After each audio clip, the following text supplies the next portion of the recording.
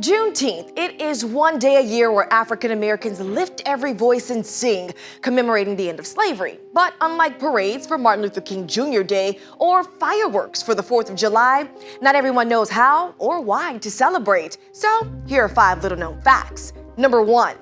Does the Emancipation Proclamation ring a bell? It's the document signed by Honest Abe that everyone thinks freed all the slaves. Now, if only words and actions were the same. Since the country was still in the middle of the Civil War, the states that seceded from the Union, including Texas, just brushed it off.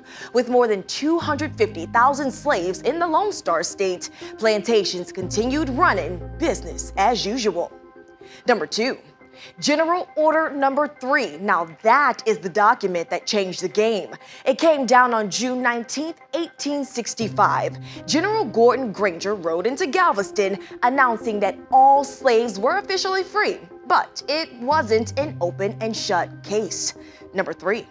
Even though the slaves were granted their freedom, they were told to quietly stick around their plantations, trading in whips for wages. Now, as you could imagine, that didn't go over too well. Some folks picked up and they took off to find family members or head north. Now, others didn't make it so far. They were beaten and hung from trees before their voices could ever ring with the harmony of liberty. Number 4. For those who did make it to the other side, it was time to celebrate. Austin's first celebration happened at the state capitol thanks to the Freedmen's Bureau. Former slaves around Houston raised $1,000 in exchange for 10 acres of land. They'd call it Emancipation Park. And for decades, it was the only public park for Black folks to enjoy. But as time went on, the celebrations were short-lived. I mean, think about it. It was tough to enjoy freedom through the stronghold of segregation and Jim Crow. And number 5, 115 years later, Texas finally named Juneteenth an official holiday on 1980.